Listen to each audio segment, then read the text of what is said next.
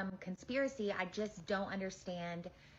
13 days is not a long time. It's so interesting that this came up on my FYP because I just hopped off of a live I was doing when we were discussing this, because I just saw the news like a lot of you did this morning about Hannah Kobayashi's father taking his own life. And, you know, this creator makes a good point, which I think is what a lot of people are feeling, which is she's only been missing for 13 days and she's been seen on video, right? So this isn't like she disappeared and vanished into nowhere.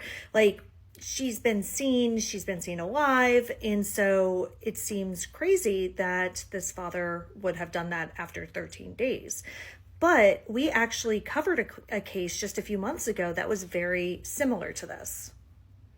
And that's Katia Line. So Katia Line had a fight with her father, Pat, and disappeared. Now, she was only 15 years old. And, you know, unlike Hannah, there just wasn't a lot there weren't a lot of clues as to where she went.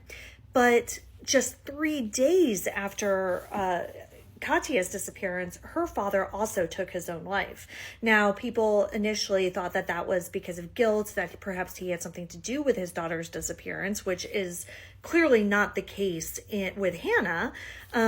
But police ruled that out. And it turns out that Katia's father had a history of mental health struggles and had actually attempted, I think, just a few months prior to her disappearance. And so I think it was just the grief and everything just became too much for him once his daughter went missing. And we don't know about Hannah's father and what happened there and what he could have been dealing with prior to all of this.